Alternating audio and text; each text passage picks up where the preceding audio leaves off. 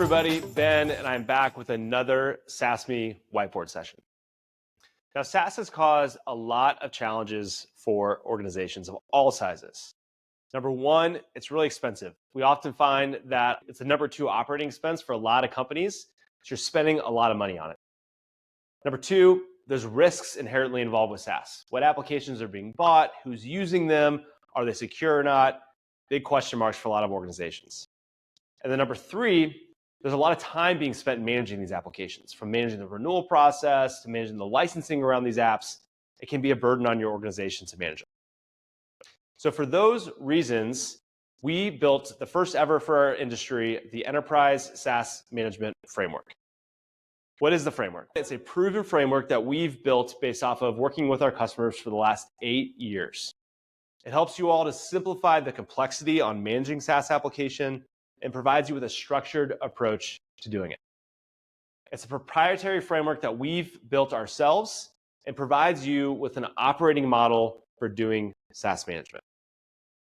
It helps organizations just like yours do three things. First, it helps you maximize the value of your software that you're buying. Second, it enables timely data-driven decisions. And the third thing it helps with is creating accountability across IT, software asset management, procurement, and business teams. So you can see up here on the whiteboard, I've got the framework built out. Down at the bottom are our core personas, which are exactly those folks: IT, SAM teams, and procurement. This is built in a phased, iterative format in order to make it as easy as possible for you to understand how to build your strategy, take impactful action, drive business value, and mature your program over time. All right, let's dig into this. There are a few different key elements to the framework. First are disciplines. There are 3 disciplines across SaaS management. A discipline is an area of activity. And the first one I'll talk about right now is inventory management. So the inventory management discipline allows you to create a centralized, continuous, ongoing source of truth for your SaaS applications within your business. It's an essential part of doing SaaS management. If this framework is to serve as your map, inventory management is your compass guiding you along the way. The second key discipline is license management. License management allows you to centralize all of your usage and your contracting data so you get a good understanding of how those apps are being used across your employee base. You can do things like reduce waste, maximize your efficiency, and drive adoption of the SaaS applications that you're buying. Now, the third area is renewal management. Renewal management is truly the moment that matters. This is where you can make adjustments to your existing contracts, change things, move things up and down. With SaaS management, you bring together all that central contract data, your purchasing data, and you build out your process in order to control any net new purchases, your renewals, as well as your negotiations.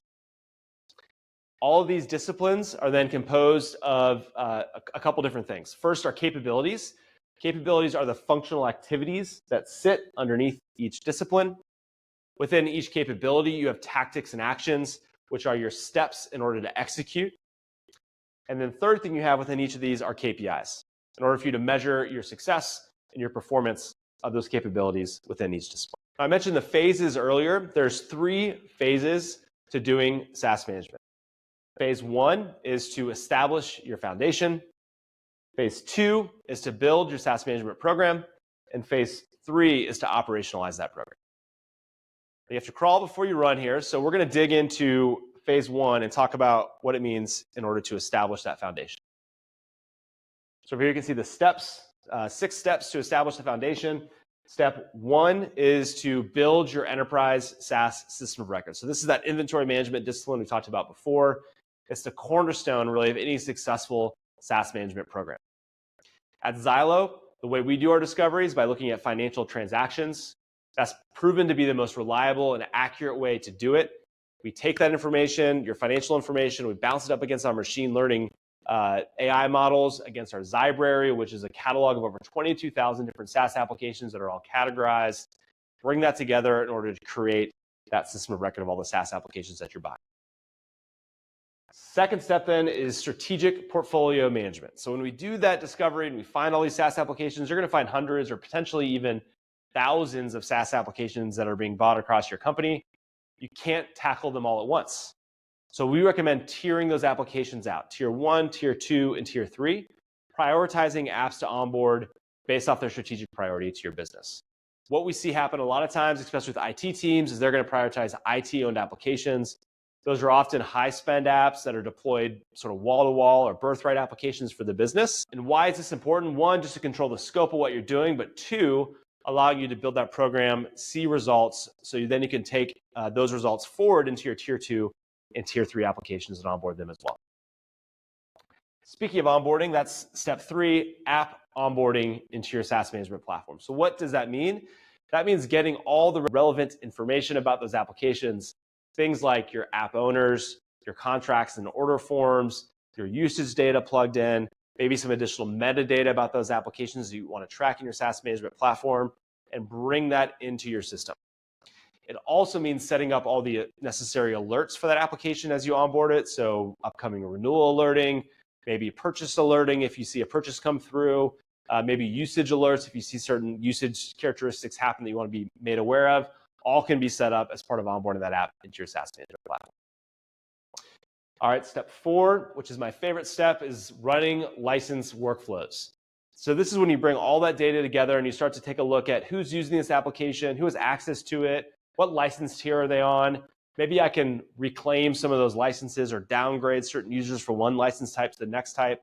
That all happens inside of this step 4, being able to run those license workflows, request those licenses back from those end users, and pull those results back into your SaaS management platform. We recommend doing this on a programmatic basis throughout the course of the year, but at a minimum, you should be doing this 90 days out of any renewal. Step 5, you need to be showcasing your cost savings and your efficiency gains to your executive and leadership team. You have to be demonstrating your program value as you move through the different tiered applications that you're working on. If you're looking to set up a goal, we recommend starting with something fairly conservative, like a 10% goal of your licenses across any upcoming and planned renewals. And then step 6, establish your system of record management.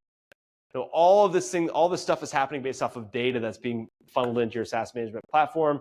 That decision making is only as good as the data in the system.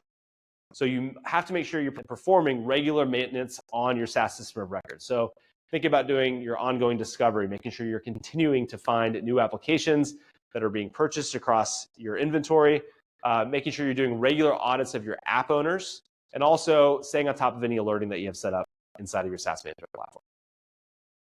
All right, so if you follow these steps, you'll definitely be well on your way to building a foundation for SaaS management. If you want to dig in further, we just came out with 2 new really good guides that cover off on this. The first one is called the Definitive Guide to SaaS Management. And the second one that goes hand in hand with that guide is the No BS Playbook for SaaS Management. Both of those can be downloaded from our website. Also, I believe the links are down below in our show notes. And that is all I have for you today. Thank you so much, and I will catch you next time.